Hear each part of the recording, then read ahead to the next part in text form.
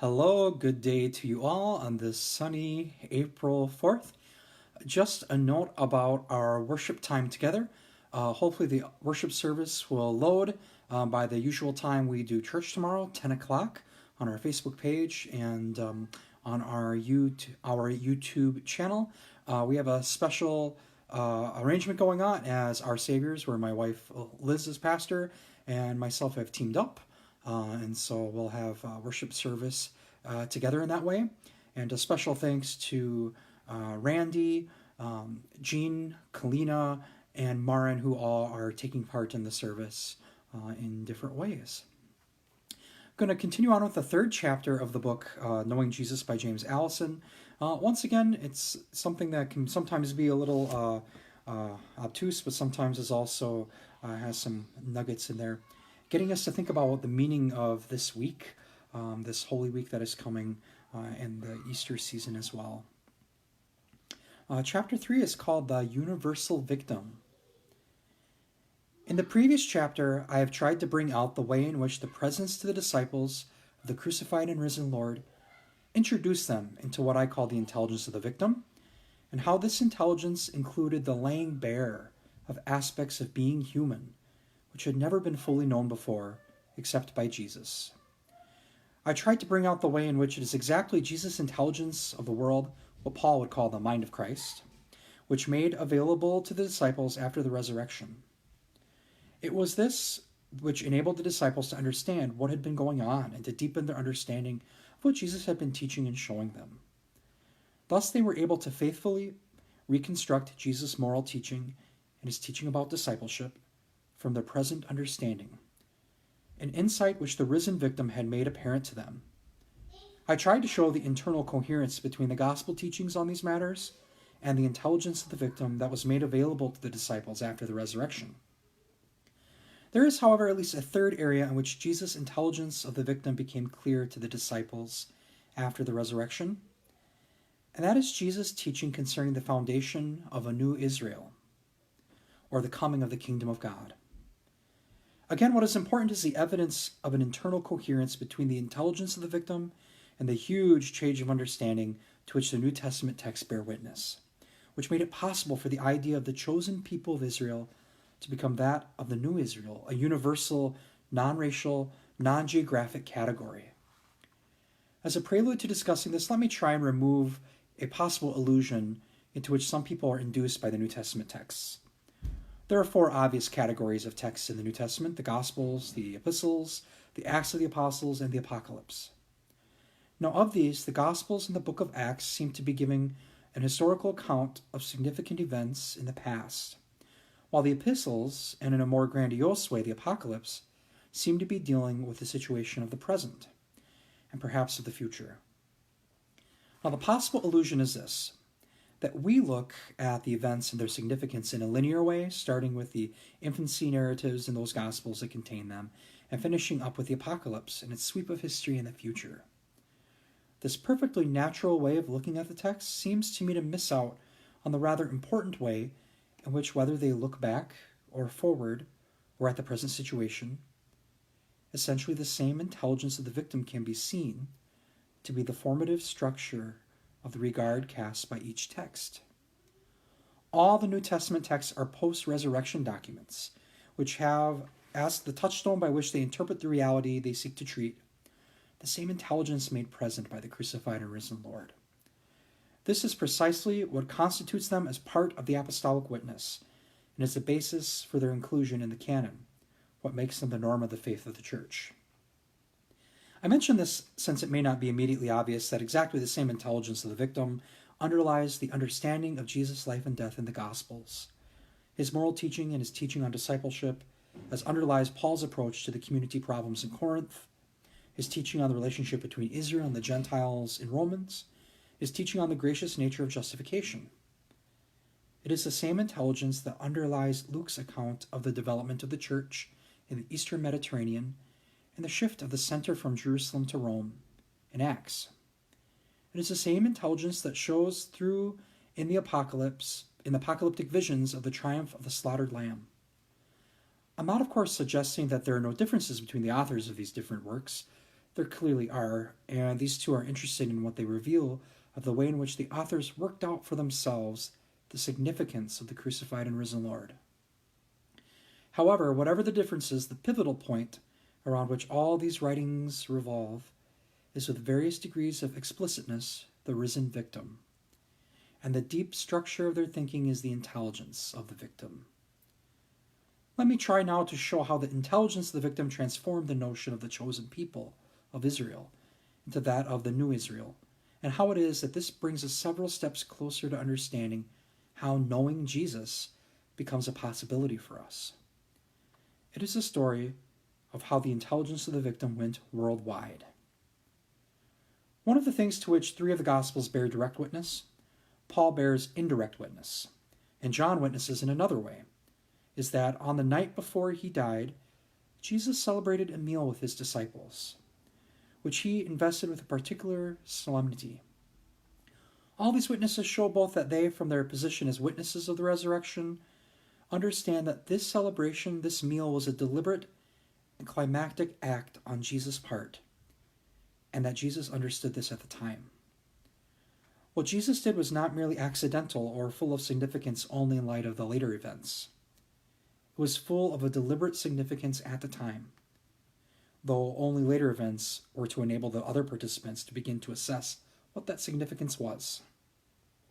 Again, it was the intelligence of the victim which was to make sense of that action, an intelligence that existed before the action in the life of the principal agent Jesus, and after the action in the life of the others who were present.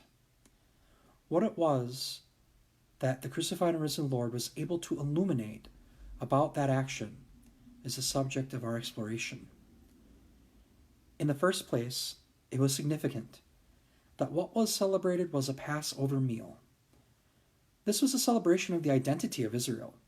It was the calling Israel out of Egypt, the bringing it to Sinai to receive the law, and the movement toward an entry into the promised land, which constituted the self-understanding of Israel as the chosen people. Yet the Passover was the commemoration of an expulsion. By this stage, the Egyptians wanted to expel the Israelites, who were seen as responsible for a whole series of disasters that had occurred in their land.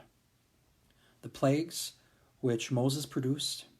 At the same time, Israel wanted to leave the heavy burden of slavery and go to live in freedom. So we have a double dynamic. A movement towards freedom, given by God, who heard the cry of God's people and decided to set them free, on the one hand. On the other hand, a movement to expel and destroy a hated group of foreigners with different customs, who were being roundly blamed for the serious disturbances within Egyptian society. So the movement toward freedom and the movement towards an expulsion combine.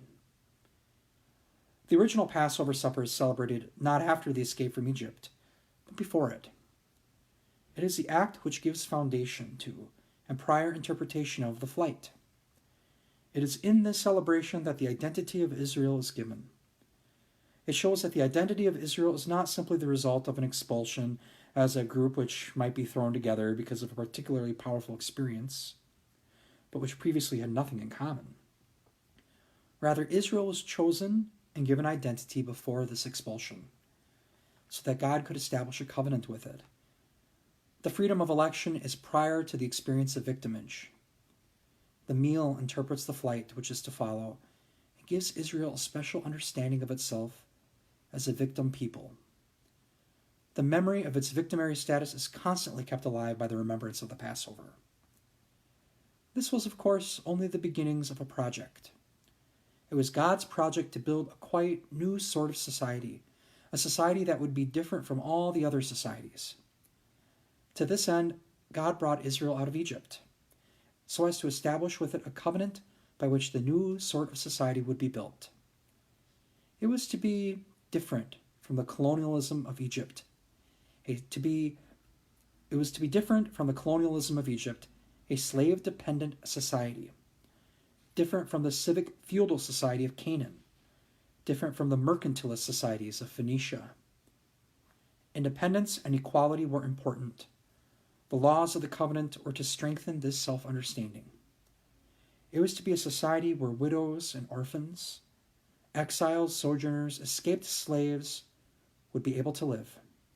That is to say, a society whose sense of values derived from its memory of slavery in Egypt and its own escape from that society.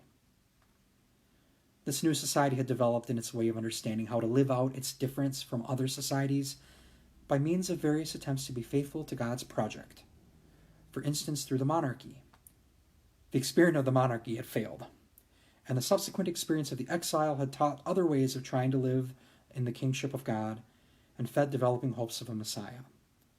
What is important here is that in the time of Jesus, and indeed to some extent to this day, the way in which devout Jews understand the religion of Israel is not that it was a carefully disguised form of social control. Rather, it was understood as a movement, a search for fidelity to God's covenant, needing constantly to be kept alive, a movement to be different from other human societies. This movement involved a subversive understanding of the relationship of Israel to all the other nations, of which a symptom was the feeling of superiority. Israel was not only different, but was showing the others up for what they were. To be faithful to God involves a constant conversion away from the idols of the nations to a pure observance of the commandments of God. Israel's roles as different, as superior, as bearer of the promises of God, and as victimary people were all interlinked. All these elements had and have their place in the celebration of the Passover.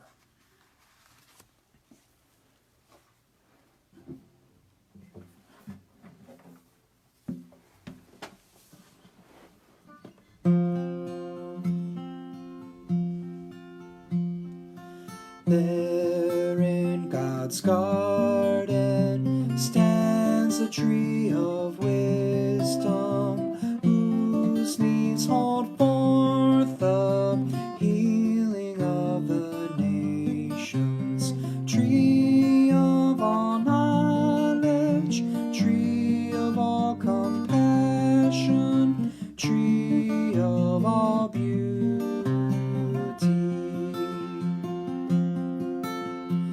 Its name is Jesus, nameless as our Savior. There on its branches, see the scars of suffering. See there its tendrils of our human selfhood. Feed on its lifeblood.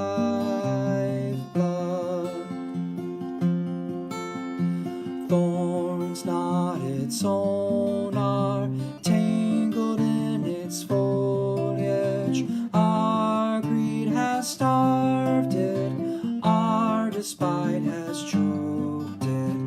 Yet look, it lives, its grief has not destroyed it, nor fire consumed it. See how its branches reach to us in welcome. Hear what the voice says, come to me weary. Give me your sickness, give me all your sorrow.